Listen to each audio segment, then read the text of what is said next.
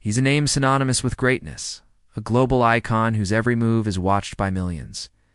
Cristiano Ronaldo. You see the goals, the trophies, the lavish lifestyle. But behind the blinding spotlight lies a story of immense pain, sacrifice, and an almost inhuman obsession with being the best. This is the story you don't often hear, the story of the man behind the machine.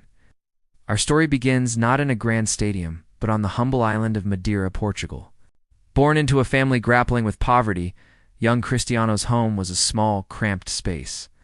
His father, José Dinas Aveiro, was a gardener and a kit man at a local football club. But he battled alcoholism, a demon that would cast a long shadow over the family. His mother, Dolores, worked tirelessly as a cook and cleaner, doing everything she could to put food on the table for her 4 children. Life was tough. Cristiano shared a single room with his 3 siblings. New toys were a luxury they couldn't afford, but he had one thing: a football. From the moment he could walk, the ball was his constant companion. Played in the dusty streets, honing his skills against older, bigger kids. His friends recall a boy who was different. He didn't just play, he competed. Every game was a final. Every loss felt like a personal failure, often ending in tears. This wasn't just a hobby. It was an escape, a burning passion that consumed him. His talent was undeniable. By age 10, he was already the star of his local club in arena. People whispered about the skinny kid with the lightning-fast feet, but his journey was far from smooth. His temper was as fiery as his talent. He was once expelled from school for throwing a chair at a teacher who he felt had disrespected him. This impulsiveness was a reflection of the fierce, untamed drive within him. He simply couldn't stand being looked down upon. At just 12 years old, Cristiano faced the biggest decision of his young life. He was offered a trial with Sporting Lisbon, one of Portugal's biggest clubs. It was a golden ticket, a chance to escape poverty and chase his dream. But it came at a heartbreaking cost, leaving his family and his island home behind. Imagine being a 12-year-old boy, saying goodbye to your mother, knowing you'd be completely on your own in a big, intimidating city. The move to Lisbon was brutal. The other kids at the academy mocked him for his thick Madeiran accent. They called him a country bumpkin. He felt isolated and alone, frequently crying on the phone to his mother, begging to come home. Many kids would have quit. Many would have returned to the comfort of the familiar. But Cristiano was not many kids. He channeled that pain, that loneliness, into fuel. He decided he wouldn't just prove them wrong. He would become so good they couldn't ignore him. His work ethic became legendary at the academy.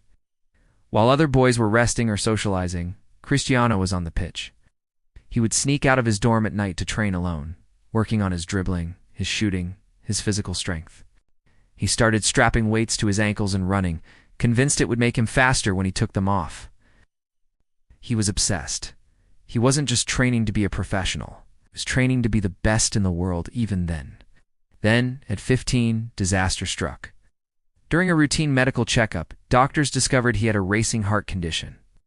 It was a condition that could have forced him to give up football forever. The dream he had sacrificed everything for was about to be snatched away.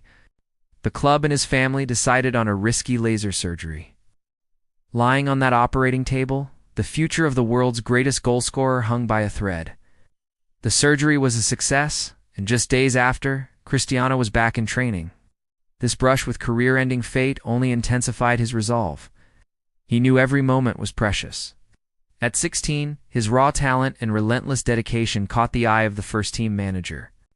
He became the first player in Sporting's history to play for their under-16, under-17, under-18 B teams, and first team, all within a single season.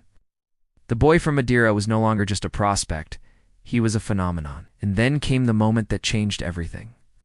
In 2003, Sporting played a preseason friendly against Manchester United.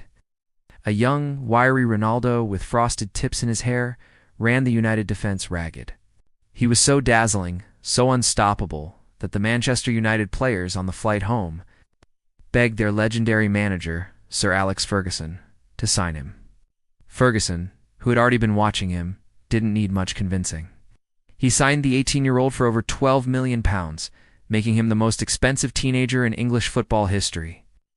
Arriving in Manchester, he was handed the iconic number 7 shirt, previously worn by legends like George Best, Eric Cantona, and David Beckham. The pressure was immense. His early years were a mix of frustrating inconsistency and breathtaking brilliance. He was criticized for his showboating, for his tendency to go down to easily.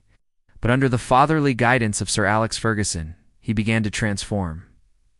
Ferguson saw beyond the stepovers. He saw the same insatiable hunger he'd seen in the greatest players.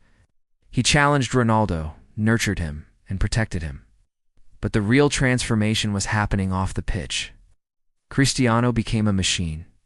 He was the first to arrive at training and the last to leave. He invested in a personal chef, a nutritionist, and a sleep specialist. He studied his own body like a scientist, obsessed with finding any tiny advantage. He transformed his skinny frame into a powerhouse of muscle and athleticism. This wasn't just discipline. It was a complete and total dedication to his craft. Tragically, as his star ascended, his family life was hit by another blow. In 2005, his father Dinas passed away from liver failure due to his alcoholism. Cristiano was just 20 years old. He was devastated. He had always hoped his father would live to see the heights he would reach, to see that all the family's struggles had been worth it. He later said, "He doesn't see me receive my awards, doesn't see what I've become." This profound loss fueled him even further. He vowed to achieve everything for the father who never got to see him conquer the world. Every goal, every trophy, became a tribute. From that point on, he was unstoppable. He led Manchester United to 3 consecutive Premier League titles and a Champions League trophy. Winning his first Ballon d'Or in 2008, he had conquered England. Next, the world. In 2009, he made a world record transfer to Real Madrid.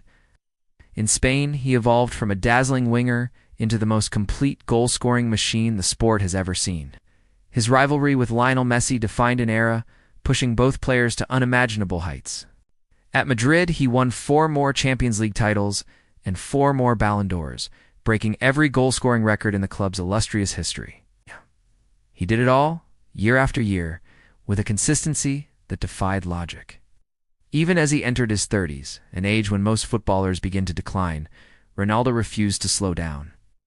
He moved to Juventus in Italy, conquering yet another league. Then, a romantic return to Manchester United, and now continuing to shatter records in Saudi Arabia. His longevity is a testament to that obsessive discipline forged in the streets of Madeira.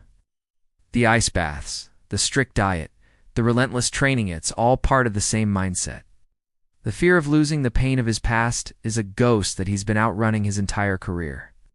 So when you see Cristiano Ronaldo score another impossible goal, or lift another trophy, remember the journey. Remember the little boy who cried himself to sleep in Lisbon, the teenager who faced career-ending surgery, and the son who lost his father too soon. His story is not just one of talent, but of turning pain into power. It's a story of sacrifice, of obsession, and of a relentless, unbreakable will to be the greatest. It's the pain that forged the glory. Thanks for watching. If this story inspired you, make sure to like this video and subscribe to our channel for more deep dives into the lives of the world's most incredible figures. See you next time.